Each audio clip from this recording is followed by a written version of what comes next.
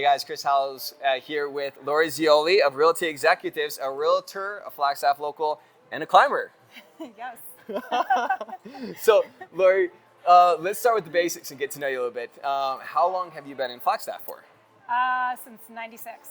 96. I moved to Flagstaff to go to college. Okay. Yeah, and Very then never cool. left. All right. And so, at what point did you know that Flagstaff was it? I didn't ever have a realization that Flagstaff is it. I feel like I just went through life.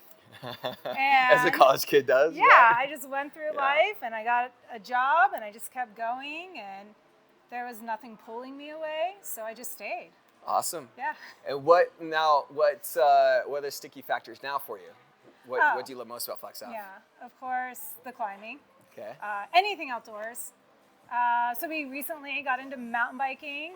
It was definitely the COVID sport of choice. It was our midlife crisis sport. Yeah. So we got mountain bikes and got into that during COVID and, snowboarding and skiing. I love it. Yeah. And so we are here at location though at the Flagstaff Climbing Gym. Used to be called Vertical Relief for those super long time locals. Yes. And so here downtown, which is a super awesome spot to be at. But you were telling me you didn't start climbing in gyms, right? Where did you start climbing? Well, my husband has been a long-time climber, and he started, I think, in West Virginia. I don't know. You think I'd know those facts because we've been together for 21 years. But basically, I met him, and I always knew I wanted to climb. Yeah. So I convinced him to take me out climbing the first time we ever hung out. Okay. And he took me out to Pre-Straw. Okay. Which is a bouldering area. Okay. And I instantly found love. Okay. And I've been climbing. With him or the climbing? Both. That was love at first sight. Yeah, that's awesome. Keep this in. Yeah. We Oh, want to for hear sure. that. Yeah, no, honestly, we hung out one day and we never spent much time apart. Okay. So yeah, he taught me how to boulder outside. Okay. And I didn't climb inside much until, I don't even know. Maybe I'd already been climbing for 5 years. Before then I started coming here. Okay. And mostly bouldering on my own. Okay. And then, just progressed from there. Yeah. And now I climb in gyms routinely just to stay in shape for, when I get to go outside. I love it. Yeah. And so explain to me, so I've never been, as you guys are, we'll be splicing in some footage of my climbing attempts. So if you guys don't climb, you'll think I might be kind of impressive. Yeah. Because I got up the wall and I know how to impressed. put on my harness. Yeah. But for those of and you you that... knew how to tie the knot. I do know how to tie the knot. I thought I was going to be tying the knot for you. Oh, that would have been a real, man card check. Yeah. And you didn't drop me belaying. And I didn't drop you. Yeah. So, but for those of you that climb, and I've never been outdoor, but so for climbers that may be listening to this, what are all, and I've talked to, so I understand there's a huge, if we talk about, so let's go within an hour drive radius. Okay, yeah. What is all available to the outdoor climber? Oh, there's a lot, all types. So you have bouldering, sport climbing, and trad, all within an hour radius. Yeah. A lot of people actually come here, from everywhere, and that's usually the comment of how close the climbing is to town. Yeah. So there's a lot. Okay. And the track, so you can go down some, I've heard people, climber climbing, I was yeah, you can get up on some sketchy Sedona trad stuff where stuff is breaking off in your face. Yeah. You can get down there. Yeah. And then is it all, do you have to be, obviously you do want some guidance and expertise out there. But as far as do you need to be a pretty hardcore climber to be out there on the outdoor stuff? Or not necessarily? Oh gosh, I don't, when you say hardcore, I wouldn't say you have to be super strong or climbing at this elite level. Yeah. But you definitely have to be safe, even if it's Sure. bouldering. For sure. For right. sure. Like the story I told you earlier of the first time I took a big fall and I got a little lecture from my husband. Yep. But it was about safety. Yes. So, you can get hurt if you fall a foot off the ground. You can get hurt if you're climbing 60 feet off the deck and you fall. So. And what's the way, and these might be some of my own questions too, is just because we've done a lot of climbing gym and stuff with the kids, but that's where it's almost like indoor cycling. right? Like you were Yeah. saying, like Yeah. I will jump on a stationary bike, and I used to make fun of that a lot of times. But it's like, hey, in the middle of winter, like, in life, and then like life, kids, like you're busyness. limited with So time. even though it's like no, it's really about the trail. So I can't imagine like the climbing experience. Like once you're actually out of doors, it's just like night and day. Yes, I think Way it more is. experience. But how do people because- access that? Well, in all honesty, bouldering's probably the easiest because you just need shoes and a bouldering mat and ideally a spotter, like someone with you, Sure. to help you in case you were to fall or, So there are so many online guidebooks that you can just, you can find. I'm not the type that gets online and looks at any of this, but you kind of probably, and just like you did, right? You kind of have to make friends, right? Gosh, yes. Isn't that the best way? Especially like making friends with some experienced climbers and things. And I do think it's nice because those people can show you around. But if you go anywhere outside, there's most likely going to be people there, and they can point you in the right direction. Gotcha. When I first started climbing, even though I say you should have someone with you for safety reasons, I definitely climbed outside bouldering by myself a lot. Gotcha. Because I was super motivated. Just throw down a pad. I'd just throw down a pad and I would go to the areas. And back then, I don't know if it was as accessible to find where to go as it is today. But in all honesty, I don't look at climbing websites. So I don't even know if it was 20 years ago easy to find. Exactly. Oh, for sure. Yeah. For sure. Well, and just like, what's the term here? The beta, right? The beta. Of like getting the beta on different routes and how to do that and how to be safe on it. Like, I don't know. The grades. Like a lot of people are concerned about how hard something is. Yeah. But it's sometimes just a good way to gauge, like if it's within your ability. Sure. But besides bouldering, obviously you'll need a climbing partner for sport climbing or trad climbing. Yeah. For the most part. There are some people that do it by themselves, but you can always come, to a climbing gym like this, and there's always people looking to hook up with climbing partners. Yeah. No, that's awesome. Yeah.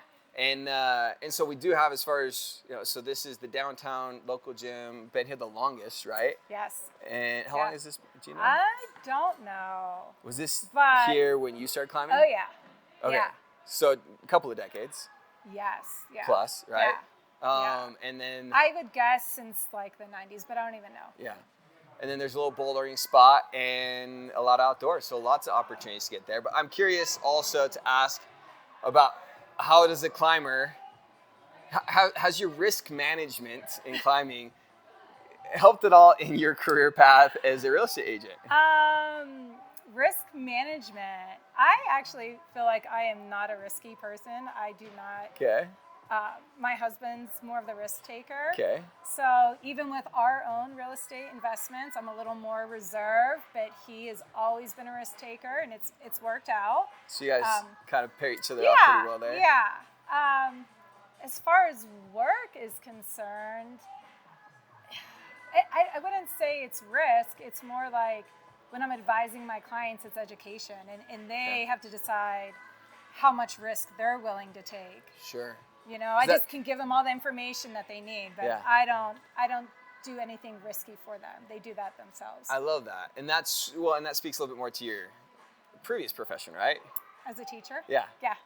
So you have that heart of an educator. Yeah. And for 11 years in just Flagstaff. Yeah. At what level were you teaching? High school science. I taught AP Biology and AP Chemistry, mostly for the last 8 years at MPA. Okay.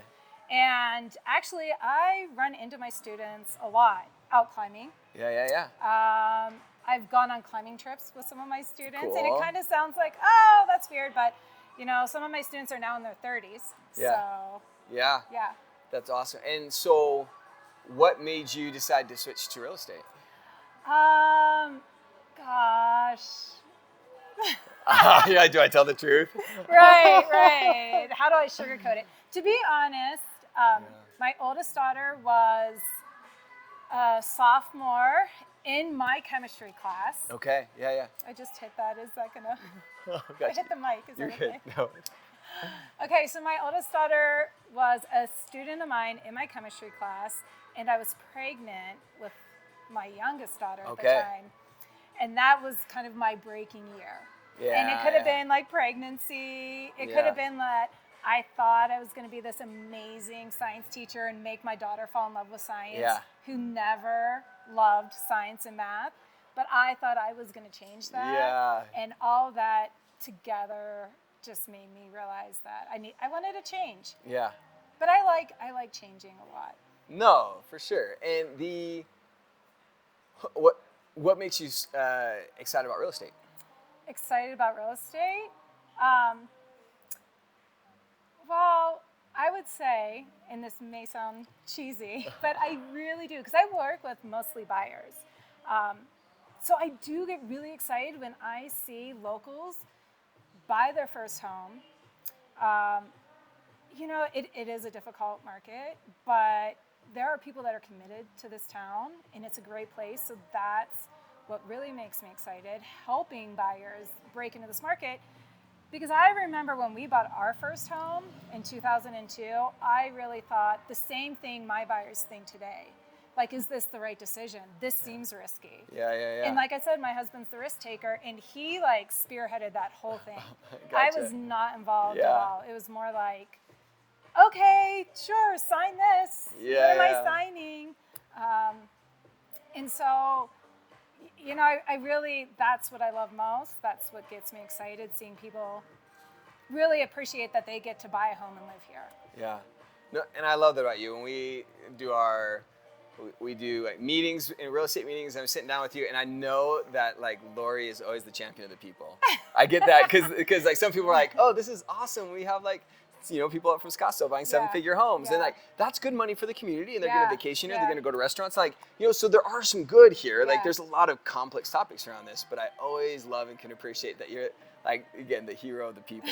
And so because you're like, well, can we keep the median home price like affordable? And especially because I was a teacher for 11 years, so I know what that salary is.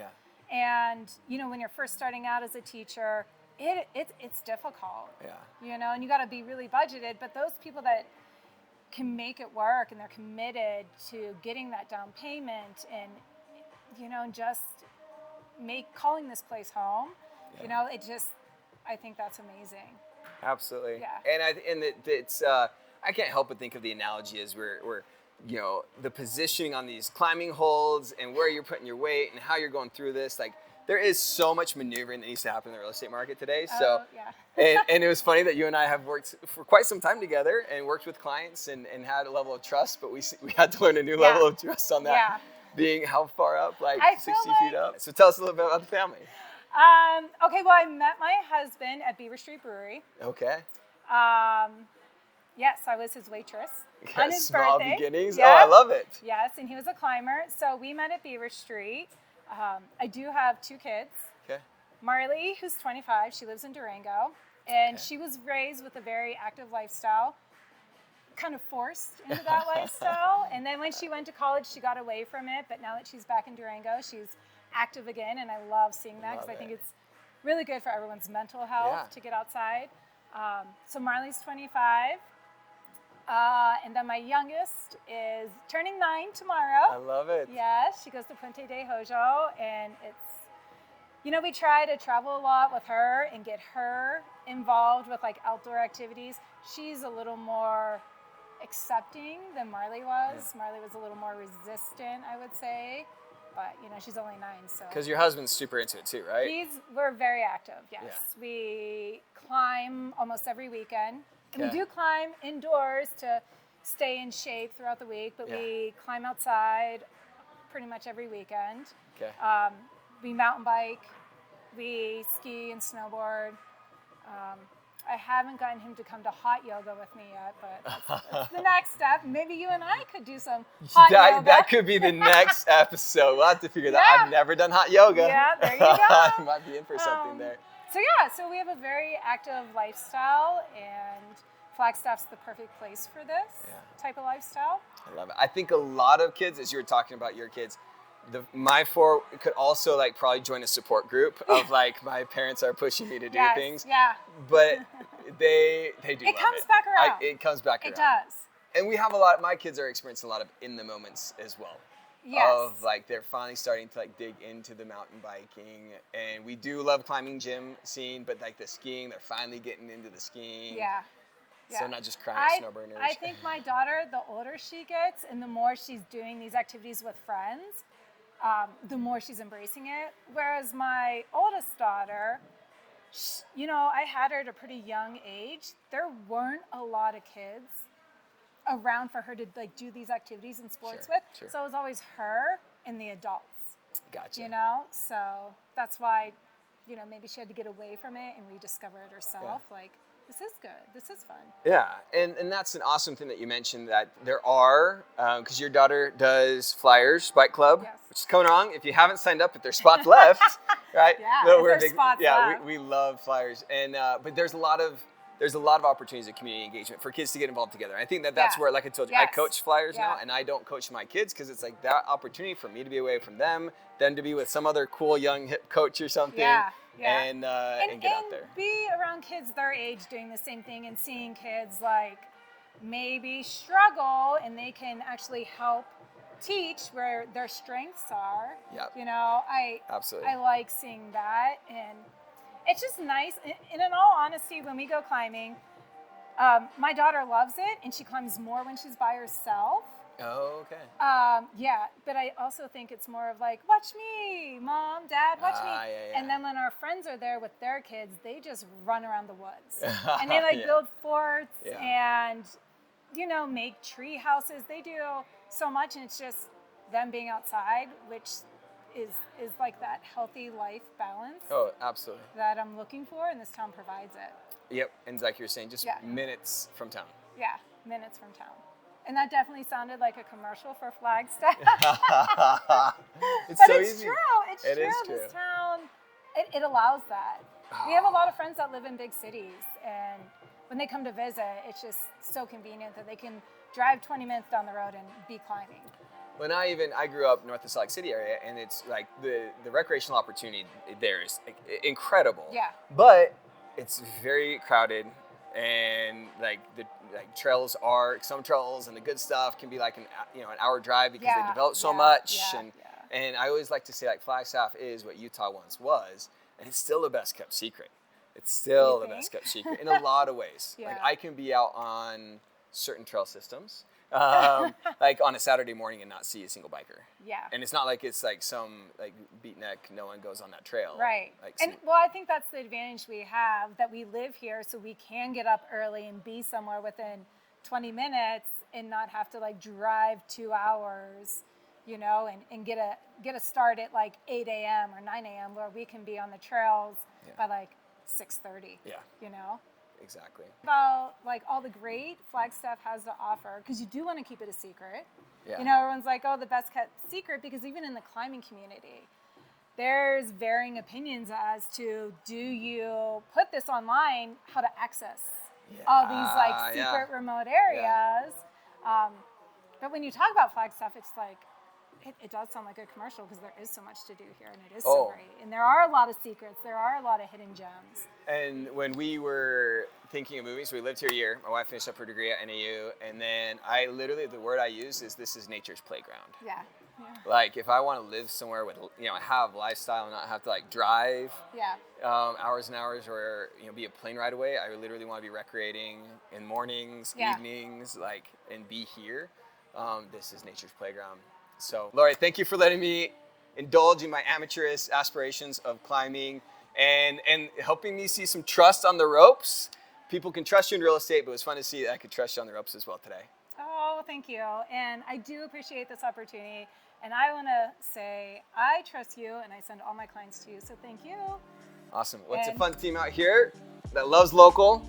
We're here to serve the local. We are here to serve. And call your local hero, Lori Zeoli. And Chris Hallows. Benchmark Mortgage. Final word. Bye.